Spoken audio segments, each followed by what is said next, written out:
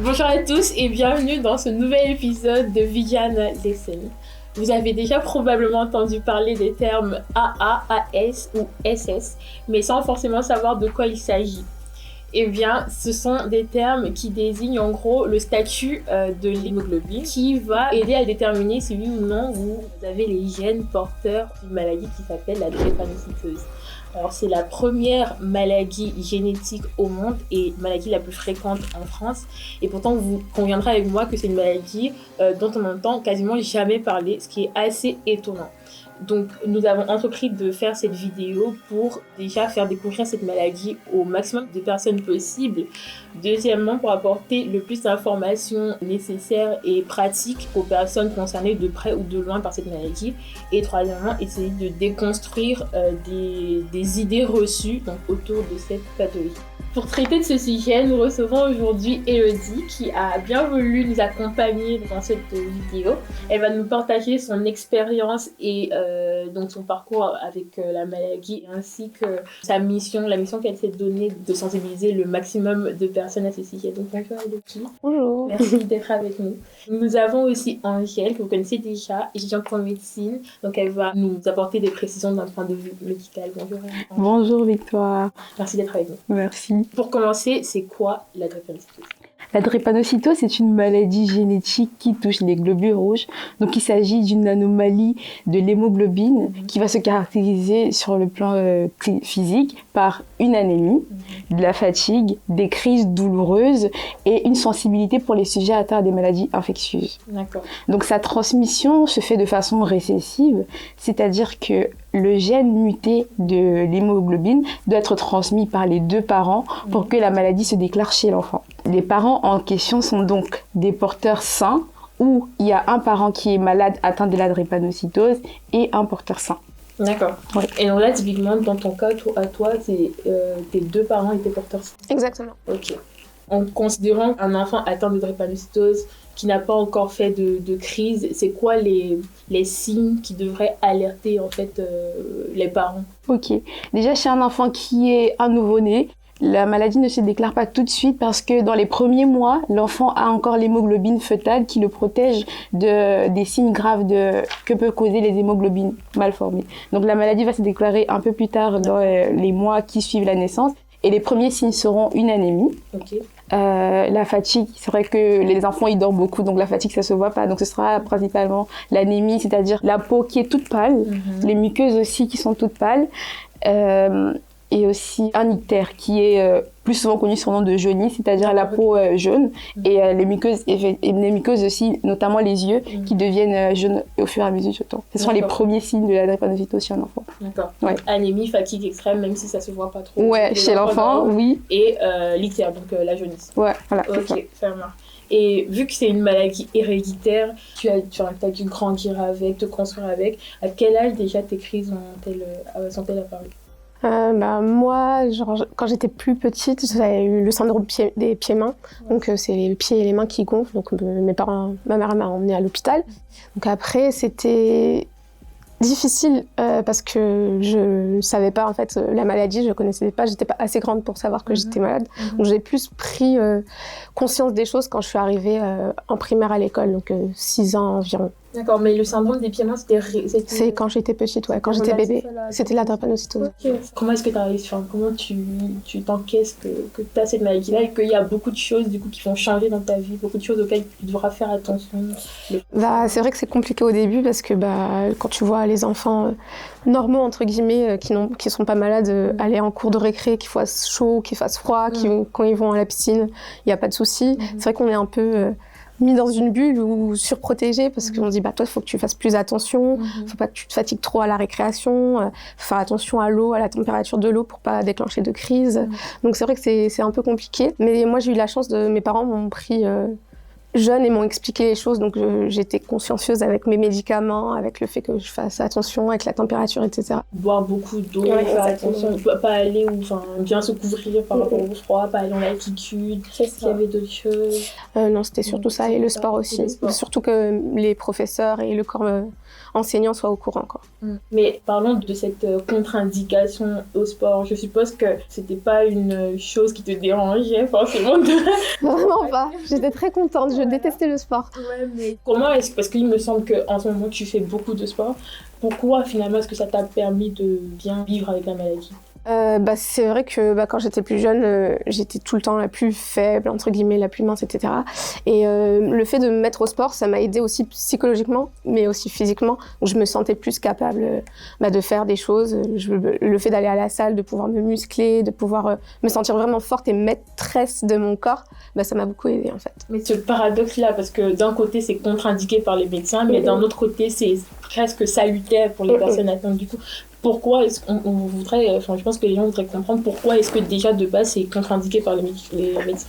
Alors, lors d'un exercice physique intense, retenez bien le mot intense, les besoins cellulaires en oxygène augmentent, donc le sang s'appauvrit en oxygène parce que les cellules en ont besoin. Ça peut aggraver l'anémie, une crise d'anémie, et aggraver les crises douloureuses. Donc, le sport n'est pas contre-indiqué, mais plutôt c'est à discuter au cas par cas entre le médecin et le patient qui a un désir de faire du sport. Et il faut discuter au cas par cas quel sport choisir, privilégier les sports en intérieur plutôt que les sports en extérieur dans des températures plutôt froides ou bien trop chaudes, les conditions dans lesquelles doivent se passer le sport, des habits plutôt amples, faire attention à la fatigabilité et pas faire un exercice physique intense du coup, plutôt un exercice qui va aménager le corps, permettre de s'exercer comme tout individu, sans trop se fatiguer, sans pour autant fournir un exercice physique très intense. D'accord. Ouais. Donc, en gros, on dit pas de pas faire de sport. La contre-indication, c'est un peu un mot fort. Ouais. Okay. Voilà, c'est à prendre avec prévention, c'est à encadrer l'activité physique. D'accord, ok, ça marche. Mais je pense que le sport, c'était pas du coup la seule chose à laquelle tu devais faire attention. Si tu fais une sorte de rétrospection, qu'est-ce que tu aurais à dire à la petite Élodie à qui on a interdit de faire beaucoup de choses et qui finalement a besoin de ces choses-là? Qu'est-ce que tu pourrais lui dire pour qu'elle vive mieux la situation? Je dirais surtout d'avoir confiance en toi, de pas écouter les avis extérieurs, parce que c'est vrai que quand j'étais plus petite, j'étais très timide, j'étais quand même introvertie, j'avais honte entre guillemets de moi parce que c'est compliqué quand tu grandis, que tu vois au collège ou au lycée tous tes potes se formaient ou autres, toi tu dis ok, moi c'est quand que ça arrive et tout, donc c'est vrai que c'est compliqué. Je dirais vraiment à Élodie, de la plus jeune Élodie, de croire en elle-même quoi. Donc on disait tout à l'heure que la drépanocytose c'est une maladie héréditaire, mais tout le monde peut se faire dépister en gros pour savoir son statut au niveau de l'hygiène. Ouais. C'est quoi du coup les méthodes de dépistage et les cas surtout pour se faire dépister? Ok, je fais bien de préciser les cas parce que le dépistage se fait vraiment au cas par cas. Donc prenons le cas d'un couple qui ne connaît pas son risque et qui veut savoir si ils sont porteurs ou non de la mutation qui transmet la drépanocytose. Donc ce sera un test par électrophorèse. Si les deux couples sont négatifs, alors ils sont porteurs sains, ils n'ont pas de risque de transmettre la maladie. S'il y en a un des deux qui est porteur sain de la maladie, de l'anomalie, ils peuvent transmettre le gène malade à l'enfant, sauf que l'enfant sera lui aussi porteur sain. Dans le deuxième cas où les deux parents sont porteurs sains, c'est-à-dire AS, c'est le profil AS, donc on passe au deuxième cas de figure au moment où il y a un désir d'enfant. Donc s'il y a un désir d'enfant mais l'enfant n'est pas encore là, et qu'il ne voudrait pas avoir un enfant porteur de la maladie. Ce qui est normal. Ce qui est normal, tout à fait. Ils peuvent passer par un diagnostic préimplantatoire, c'est-à-dire par une fécondation in vitro. Mais c'est très onéreux, bien évidemment. Donc, c'est une fécondation qui se fait in vitro et on fait les tests sur les embryons une fois fécondés et on implante des embryons sains qui ne portent pas la mutation. D'accord. Ok. S'il y a un désir d'enfant et que la grossesse est déjà là, les parents veulent savoir si l'enfant qu'ils portent sera SS. On peut faire un diagnostic prénatal. Donc, s'il est négatif, on continue la grossesse, mais il faudra avoir un suivi pour les prochains enfants du coup. D'accord.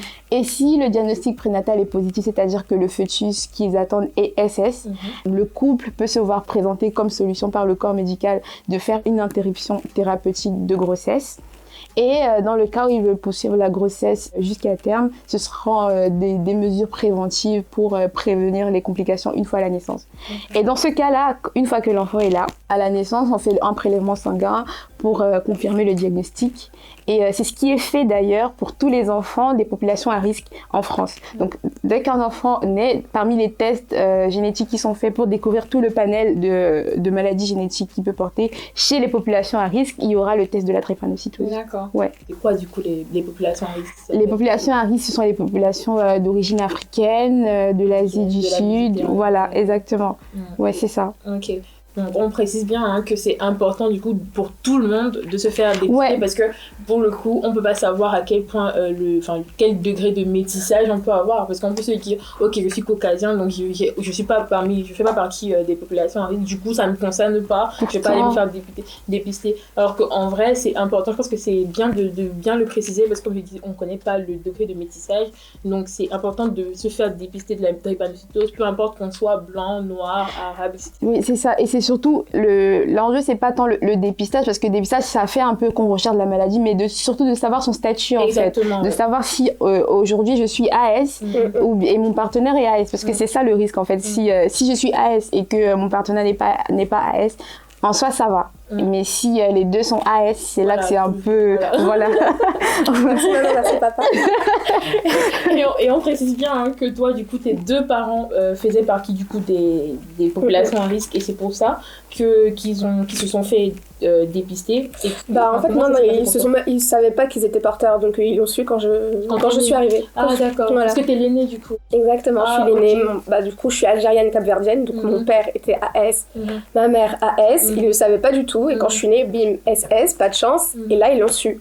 Okay. Ouais. Donc c'est pour ça que c'est très important vraiment de faire le dépistage avant. Parce qu'il y en a, ils se mettent en couple, ils ne savent pas, ils savent même pas c'est quoi la drépanocytose. Mes parents, ils savaient pas du tout. Ok. Et toi, par exemple, Elodie, tu feras beaucoup plus attention à ton partenaire parce que du coup... Alors moi, je ne veux pas d'enfant, mais oui, ça, je le prendrai en compte. Oui, voilà. Est-ce que je suis au courant? Non. Oui. Par exemple, mon ex, il savait pas c'était quoi la drépanocytose, donc je lui ai expliqué, etc. Ouais. Et pour mon prochain partenaire, je lui dirai aussi, c'est important de savoir. Ouais. Et son statut aussi, parce que un SS et un AS ont beaucoup plus de chances que deux AS de transmettre la maladie à leur descendance. Ouais. Donc, et en plus de ça, c'est dans une démarche d'aide, de pragmatisme, on mettra du coup en lien dans la barre de description les liens vers des centres, pour trouver des centres de dépistage près de chez vous. Donc à l'heure actuelle, c'est quoi les traitements proposés contre la drépanocytose? Aujourd'hui, le seul traitement curatif, c'est-à-dire qui permet de guérir totalement de la drépanocytose, c'est une greffe de moelle osseuse. Donc à côté de ça, c'est pratiqué mais pas encore très répandu aujourd'hui. Et après, à côté de ça, c'est discuté au cas par cas avec le malade et le médecin. Ce sera par exemple des transfusions sanguines pour rééquilibrer le taux d'hématie qui est perdu très rapidement chez les drépanocytaires. Ce sera des traitements pour éviter les crises vaso-occlusives, c'est-à-dire les hématies falciformes peuvent se boucher, comme on peut le voir à l'écran, dans des artères et provoquer une souffrance des organes qui du coup ne sont pas oxygénés ni nourris. Donc on va donner des traitements pour prévenir ces crises vaso-occlusives qui sont douloureuses, pour prévenir l'anémie. Et aussi des conseils hygiéno-diététiques. On va en parler tout à l'heure. D'accord, vraiment. Et donc, dans ton cas, toi, qu'est-ce qui a été décidé? Qu'est-ce que tu fais? Alors actuellement, moi je suis sous échange transfusionnel, donc ça veut dire que toutes les 4 semaines, je vais à l'hôpital de jour et on m'enlève mon mauvais sang, donc celui qui est... qui contient les hématies et tout. Du coup, on le dégage. Ensuite, on me transfuse. Donc moi, je me dis, à chaque fois, on enlève le mauvais sang pour en remettre du nouveau. Donc ça, c'est toutes les 4 semaines et je fais ça depuis que j'ai 12 ans. Donc ça fait maintenant 17 ans. Donc voilà. Et sinon, je suis sous Hydrea personnellement. Donc après, les traitements, c'est au cas par cas, en fonction du médecin et du patient. Par exemple, j'ai mon frère qui est SS aussi.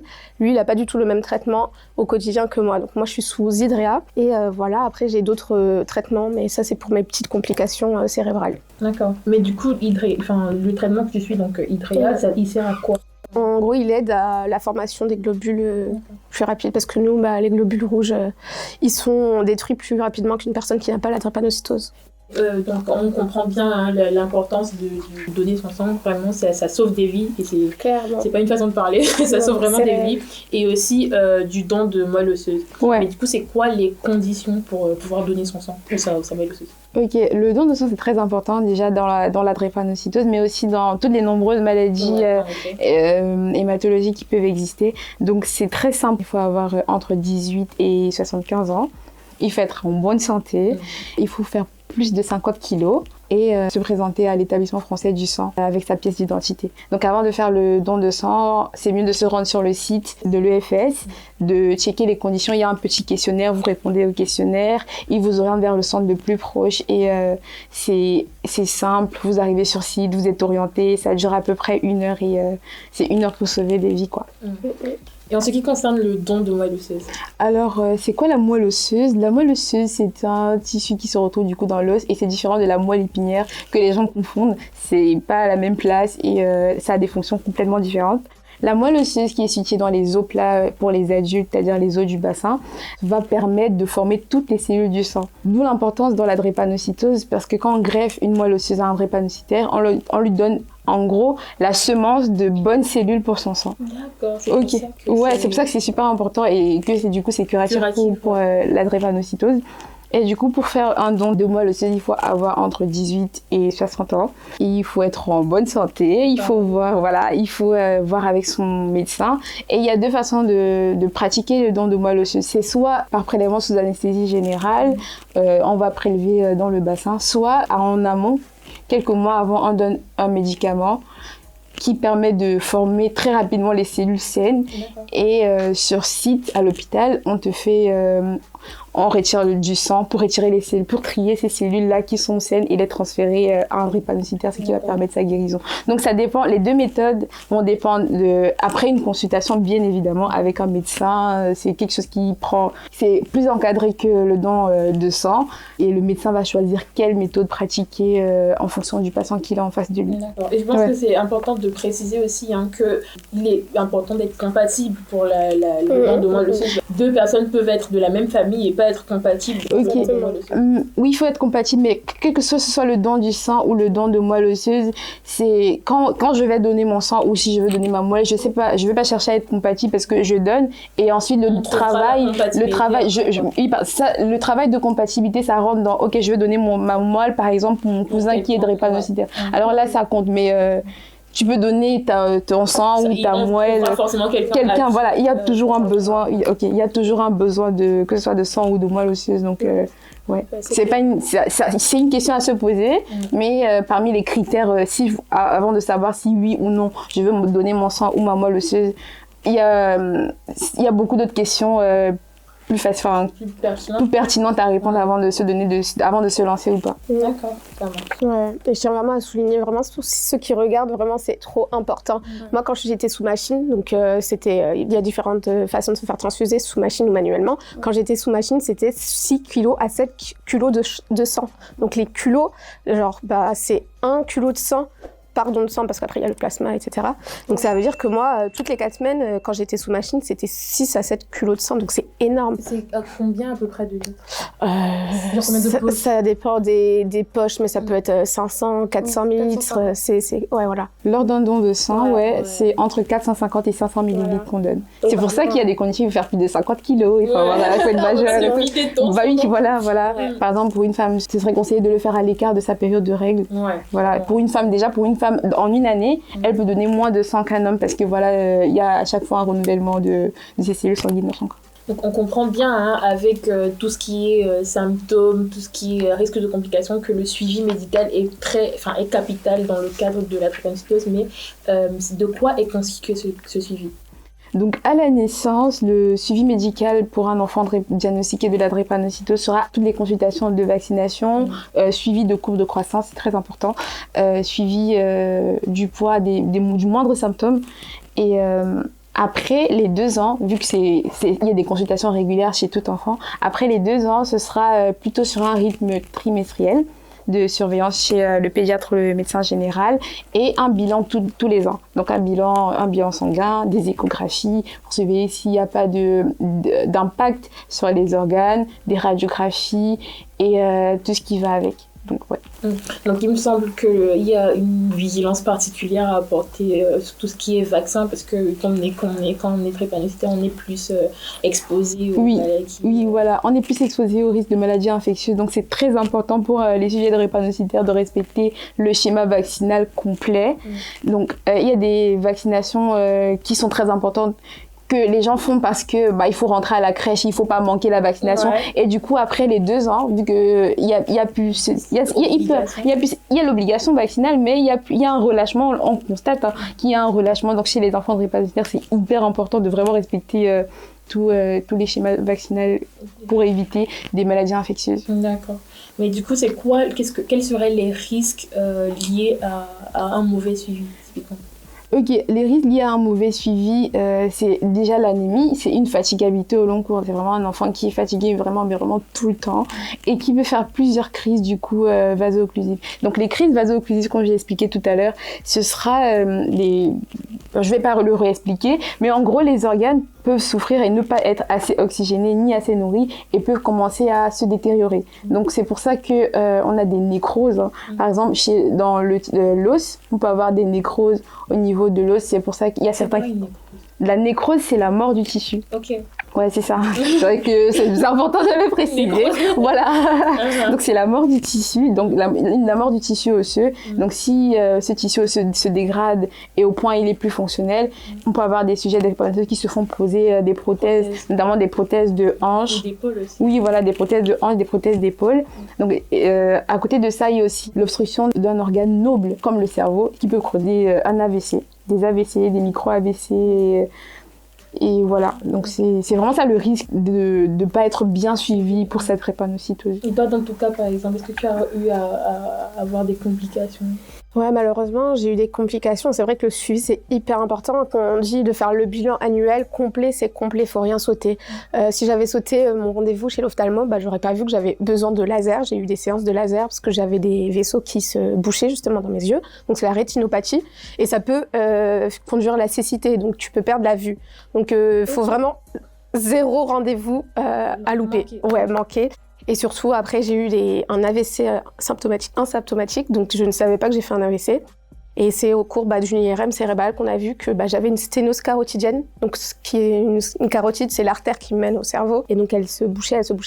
Donc, j'ai eu 2 interventions. J'ai 2 stents à droite et 1 stent à gauche. Donc, c'est des espèces de ressorts pour réélargir l'artère, en fait. D'accord. Donc voilà, j'ai eu aussi une dérivation biliodigestive à la suite d'un retrait de ma vésicule biliaire. Donc ça, c'est compliqué, j'ai fait des pancréatites.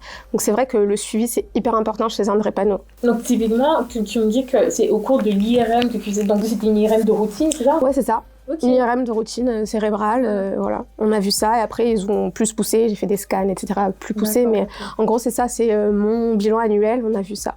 Okay. Donc ouais. Faut vraiment aller organe par organe. Organe par organe, c'est vraiment tout. Genre tu vas avoir l'ORL, tu vas avoir ceci, cela, les reins, le foie. Il y a plein de choses. Il y a encore peu, j'ai découvert que j'avais une acidose digestive. Donc tu fais plein de trucs, même cardiaque. J'ai un souffle au cœur. Faut voir tous les rendez-vous quoi. Faut pas louper le cardiologue, faut pas louper ceci ou cela quoi. Parce que t'as peur ou quoi. Même le dentiste, c'est important. Ouais. Il y en a plein qui ont peur, mais ouais, faut tout faire. Okay. Donc il est à noter que c'est une maladie qui est beaucoup plus présente dans des zones telles que l'Afrique, l'Inde, etc. Mais c'est quoi la raison? Donc ce qu'on a remarqué, c'est que des populations qui développaient cette maladie de drépanocytose, c'est soit des personnes vivant sur le continent africain, Asie du Sud, ou bien qui vivent dans des pays de l'Occident, mais qui sont originaires de ces pays-là, car c'est des zones endémiques du paludisme. Et les chercheurs pensent que cette maladie s'est développée car les personnes qui sont des profils AS qui portent des gènes mais de façon simple sont protégées des formes graves du paludisme. Ce qui n'est pas le cas pour les personnes SS, mais bon, vu qu'il y a plus de profils AS, ça fait plus de personnes qui seront protégées des formes graves du paludisme. D'accord. Vous aurez compris l'importance cruciale de la sensibilisation autour de ce sujet. D'ailleurs, c'est la mission que tu t'es donnée, Élodie, de sensibiliser le plus de monde possible à ce sujet. Est-ce que tu veux nous parler du coup des concepts que tu as créés? Ouais, principalement, c'est ma page Drépa Smile. Donc, j'avais créé ça quand C'était en 2011, donc ça fait un moment. Et c'était avec une amie, donc on s'est dit qu'à l'époque, on n'en parlait pas du tout assez, encore moins que maintenant. Et c'est vrai que c'était l'essor un peu des réseaux sociaux, donc j'ai lancé Drip Smile pour sensibiliser, donner des conseils, etc. Répondre aux questions que moi, personne ne me répondait, quoi. Et sinon, ma page principale sur Instagram, c'est Elodie. Et j'ai aussi ça sur Twitter, donc je ziote un peu. Et dès que quelqu'un a une question sur le sujet ou que je dois déconstruire une idée, par exemple, certains confondent paludisme, drépanocytose ou sida, drépanocytose, ou confondent SS, AS, etc. Donc moi, j'utilise les réseaux sociaux pour ça, quoi, sensibiliser un maximum. Et quand je fais des petits projets avec des associations, j'utilise ce canal aussi. Je vais le 19 juin courir la course des héros. Donc j'aide une association et j'ai besoin de dons d'argent. Donc je fais des stories ou je fais des vidéos YouTube aussi, ma chaîne Elodie, donc voilà. Parfait. S'il y a des choses à retenir de cette vidéo, c'est vraiment, premièrement, l'importance du dépistage parmi les examens prénuptiaux ou tout simplement avant de concevoir un enfant. Deuxièmement, l'importance du dépistage, d'accord, mais du dépistage pour tous, parce qu'on n'est jamais suffisamment conscient du degré de métissage qu'on peut avoir dans la famille ou dans l'arbre généalogique. L'importance cruciale du don de sang, on ne le dira jamais assez, du don de sang, mais aussi du don de moelle osseuse. L'importance de l'enseignement thérapeutique aussi pour les parents du coup, qui ont des enfants atteints de drépanocytose, donner des conseils, les bonnes pratiques, les recommandations, etc. Donc on arrive à la fin de cette vidéo. Est-ce que vous avez un dernier mot à ajouter ? Moi, juste merci de m'avoir invité pour en parler. Et petit mot de la fin, oui, il faut que les gens croient en eux, même s'ils ont un handicap. C'est un handicap invisible. Si vous avez la drépanocytose, vous pouvez quand même vivre une vie normale, profiter, voyager, vous amuser, faire du sport, kiffer votre vie. Ok, c'était cool parce que moi aussi j'ai énormément appris avec toi Elodie et vu que t'as parlé de handicap, je voudrais dire que le handicap c'est finalement une construction sociale et que comme tu as dit il faut croire en soi, vivre avec son handicap et kiffer sa vie, et aussi c'est important pour l'entourage d'accompagner les personnes qui ont une maladie chronique au long cours, d'être avisés sur la maladie, le moins de signes de fatigabilité pour t'aider au moment où toi-même tu pourras plus t'aider sur le coup. Ouais. Merci en tout cas d'être venu discuter de ça avec nous. Et on se retrouve pour une autre vidéo très vite. Ciao. C'est une arme.